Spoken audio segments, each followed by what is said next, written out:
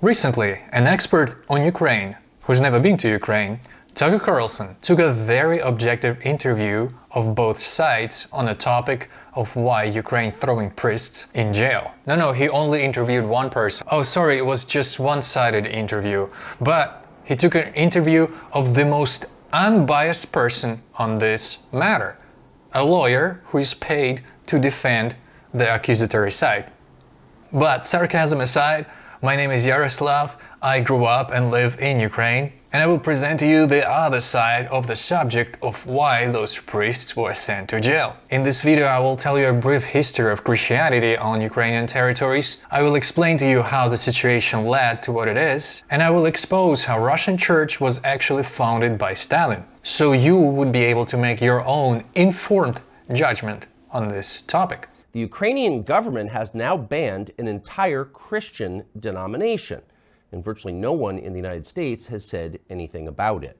We thought it would be worth learning more. Let's start with a super brief, super contracted history of Christianity on Ukrainian territories. Christianity came to Kiev through Constantinople in the year 988. And from Kiev, centuries later, Orthodox Christianity spread into Moscow. In the 15th century, when Catholic and Orthodox branches actually tried to unite in the face of Turk invasion into Byzantine Empire and when Constantinople was under siege, Moscow rebelled and they said they don't want to unite, and they said that they are the true representation of Christianity on this earth. They separated from Kiev and became independent but not recognized by anybody. To get recognized by the Archbishop of Constantinople, Moscow lures their bishop Jeremiah II into Moscow and holds him captive for a year. And they were not releasing him until he recognized the church. And so he was forced to recognize it by blackmail and bribery. As a result, there were two centers of Orthodox Christianity in Kiev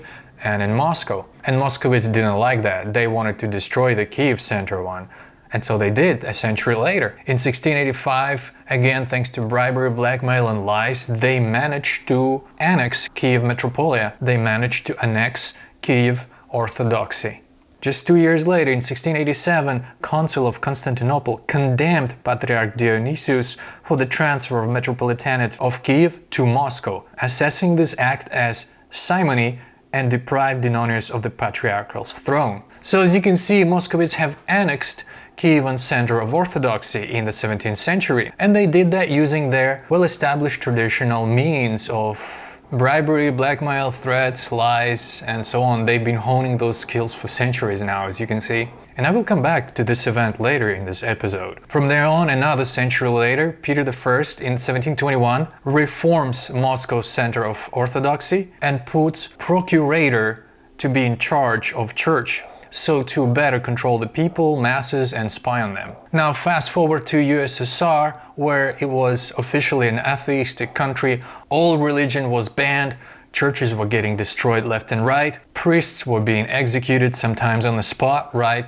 in the church. But couple decades later, in 1943, at the peak of World War II, when Allied victory was still in question, Stalin decided to resurrect the church. He wanted to get all the support he could, including some religious people. So he establishes Russian Orthodox Church as a government institution. Priests are agents of government. All of them were either direct agents of KGB or they were approved by KGB to spy on their behalf. Georgy Karpov, the KGB agent, became the overseer of this new church. We know from the declassified KGB archives in 1947 that out of 18 bishops working in Ukraine at that time, 15 were agents of KGB and their other 3 were collaborators with them. In Soviet Union there was even an expression "под рясой КГБшный погон," which means under each cassock there is a KGB shoulder strap. So we see how the church was established by Stalin under the veil of Christian values, but in reality it was doing communist propaganda and spying on its own people. So from now on I'll be referring to this church as Stalin's church. So that was the brief excursus of religion on these territories, which brings us to today. Today, the church established by Stalin in 1943 is the same church dominant in Russia that calls itself Russian Orthodox Church. And up until very recently, its branch was dominant in Ukraine as well. This branch called itself Ukrainian Orthodox Church of Moscovia Patriarchy. So basically, it is one and the same church that just had to split up because Soviet Union itself has split up. So now let's closely look at the head of this Russian Orthodox Church, Kirill. He's basically like the Pope, but for the whole Moscow Orthodoxy believers. Let's hear what he has to say about Russian invasion into Ukraine. Amazing how our big country never attacked anyone, only defending its borders. Let our country stay like this and be loved by God forever. A servant of God, the head of the church, the head of Christian church who follows the Bible with a commandment that says, "Thou shalt not kill," not only approves of this invasion into Ukraine, where thousands are killed each day, he justifies it by claiming that Russia is defending its borders. A total Kremlin puppet. Sounds like something a KGB agent would do. But you want to know an interesting plot twist? Switzerland has found evidence how this Kirill was spying for KGB in the 1970s. Who says that he has stopped spying for KGB? Well, it does seem a little weird. So now let's go back to Ukrainian branch of this church. It is still the same church that Stalin made in 1943, infiltrated by KGB agents and collaborators. It is also super unjust and unfair for Ukrainian church to be inferior to the one in Moscow, even though Christian church was in Kiev before Moscow even existed. So why does our church all of a sudden has to be inferior to the one in Moscow? That doesn't make any sense. We want our own autonomous Christian church restored back in Kiev. And in 2018, this process has started. Archbishop of Constantinople confirmed the illegality of Kiev metropolitan annexation by Moscow in the 17th century and revoked that decision. Remember I told you I would come back to this moment? So 4 centuries later, justice have finally prevailed. A little bit later after that, in 2018, in Ukraine, we had a unification of all Orthodox branches in Ukraine. And guess who didn't come to this event? The representatives of Stalin's church didn't come to that event. They, for some reason, didn't want to unify. And I think it's obvious why. But people were still free to attend any church they want. There was no force involved. A constitution in Ukraine protects the religious rights and beliefs. So those two churches coexisted, but not until recently. A few weeks ago, Ukrainian parliament has started a process to ban the Stalin's church in Ukraine. In the next segment, I will explain to you exactly the reasons why Ukraine is making steps to ban this branch of religion in our country. Let's talk about the reason why Stalin's church is in the process of being banned. Let's actually see the law. What does the law says? And the law actually doesn't prohibit any religion, nor it ever mentions any particular church. It only states that religious organizations affiliated with the aggressor country are not allowed to operate in Ukraine.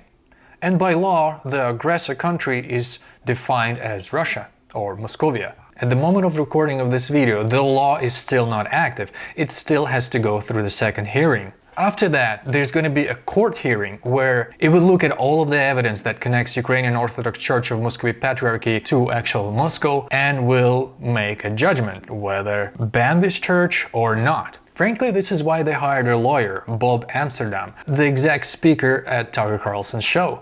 Bob will be representing the Stalin's church in the upcoming court in Ukraine. I wonder, such top international lawyer must come with a high price tag. I wonder how priests in a country where average salary is $200 a month can afford to flip that bill. I found his email on the website and asked him those questions. Hey Bob, how much are you being paid to defend Moscow church within Ukraine? How can a church from a poor country afford a top international lawyer? And have you considered where those money could be coming from? Perhaps from Kremlin itself, huh?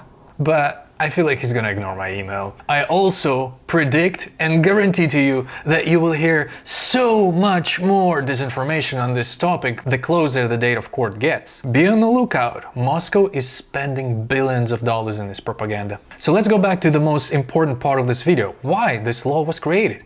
The decision was preceded by counterintelligence measures of Ukrainian Security Service, the SSU, that found lots of Russian propaganda throughout Stalin churches. Propaganda claiming that Ukrainian people shouldn't exist. They found lots of Russian attributes like flags, ribbons, literature, posters, as well as Russian citizenship was discovered among the top leadership of that church. Also, this church was involved in many anti-Ukrainian activities. For example, how leaders of Stalin Church didn't stand up during a minute of silence to honor Ukrainian fallen soldiers. Tell me, Tucker Carlson, if in your Senate there would be people who wouldn't stand up for a minute of silence to honor your veterans, to honor your soldiers who died defending your country, would you be defending those people as viciously as you defend them in Ukraine? A bit of double standards there, isn't it, Tucker? I have to say, there's so few people of principle left in our public conversation. But I digress. During those raids into Stalin churches, SSU has also found evidence of cooperation with Russia, and they've even uncovered some pedophilia cases. Right in action. Yeah, a bit awkward. But don't take my word for it. Let's go directly to the website of Security Service on Ukraine and search for Ukrainian Orthodox Church, Moscovia Patriarchy. Here we see the articles. Since full-scale invasion, SSU exposes over 60 clerics who worked for Russia, sold weapons and child pornography. Sentenced to 5 years in prisons for justifying Russia's invasion. Oh, I think this is the case that Tucker mentioned. The 5-year guy was sent in jail. Including 5-year jail sentences for 75-year-old clerics. Just astound you that in the 21st century, a country that wants to join the EU would ban a religion, let alone an ancient Christian. SSU exposes Russian Orthodox Church on creation of Orthodox private military groups for war in Ukraine. Blessed Russian military during occupation of Kharkiv Oblast. Well, I think my view, you get the drift. So now whom do we trust more, Tucker Carlson or Security Service of Ukraine? And I personally have no reason to distrust Security Service of Ukraine. They've done a phenomenal job at protecting Ukraine from the biggest army on the continent. All my respect and admiration goes to Security Service of Ukraine. But on top of SSU investigation, this decision to make such a law is also based upon a special commission investigation that concluded that Ukrainian Orthodox Church continues to be a part of Russian Orthodox Church, aka the Stalin Church created in 1943. So a little bit weird, right? Why would Tucker Carlson omit such crucial facts in his episode? The head of Ukrainian Orthodox Church of Moscow Patriarchy had a Russian citizenship. Shouldn't we be concerned? Yeah, so this is a really big topic, but I will throw 5 more quick facts to cement my argument that Russian Orthodox Church is nothing else but a KGB branch masking under Christian values. So here we go. Fact number 1. We still have lots of witnesses alive that can testify that they were pressured by KGB to cooperate. He takes out a gun and says, "We can shoot you." I wonder how Bob Amsterdam is gonna defend that case. Anyway, 2. We have an ex-Russian MP who confirmed he was tasked with overseeing the bishops. Here's a short clip from his interview. Все работали с КГБ. Я не могу вот за всех сказать. Я даже из тех, кого я знаю. Well, all bishops cooperating with KGB. I can't say for all. Some were independent as there was so much money to make. But most were loyal to the government. They worked diligently and very artistically. Работали мужественно и очень артистично. This ex-member of parliament of Russia, his name is Alexander Nevzorov, if you're curious to look him up. 3. Listen to how priests in Russia justify Moscow invasion of Ukraine. And judge for yourself if this aligns with Christian values. Нужно понять, а почему Господь наказывает Украину. Почему именно Украину? И вот To это- understand what is happening, you need to understand why the Lord is punishing Ukraine. After all, Russians are simply an instrument of God, like a belt with which a father punishes a child. And a stupid and unreasonable child is really angry at the belt. But it is not the belt that punishes them, but the parent. Who is the parent in this case? This is God. Why does God punish? God punishes the child he loves and the child who does not obey him.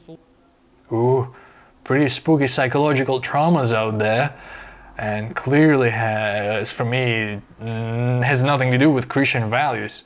And you might think I'm just plucking an individual case and this is an exception. No, this is not an exception. Here's another example how priests tell Russian soldiers to die as a sacrifice to God. Here's what a priest from the Orthodox Church told Russian state television that he is telling forces on the front lines. Потому что, понимаете, вот эти там патриотизм там за родину. Why are we here? And what are we doing? The stuff about patriotism and motherland. И так далее. Но для людей взрослых, у которых там дети. Those slogans work just fine for teenagers, but not for 40 and 50-year-olds with wives and children. They need something more serious. Не убивать, а умирать. I told them, you came to war not to kill, but to die. Это твоя жертва Богу. This is your sacrifice to God. You are giving your life to God. Fact number 4. Although Moscovites tried really hard to hide this connection of KGB to church, we do manage to find some bureaucratic traces in the declassified archives of ex-Soviet states.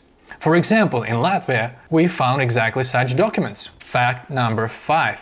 Even before the war, we see lots of evidence that Stalin's church has nothing to do with Christianity. It's a disgusting organization and a disgrace for humanity. Those are strong words, and I will show you strong evidence supporting this. Now watch how, in Russia, a loving priest baptizes a child.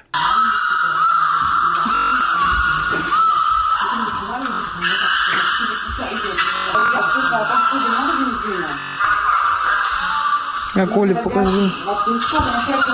Это ужас.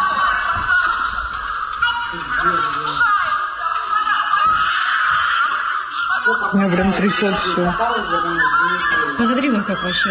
This is utterly horrible, and it's not, again, an individual case. And to me, this looks more like a KGB agent hating his cover job rather than a loving priest baptizing an innocent child. Not convinced?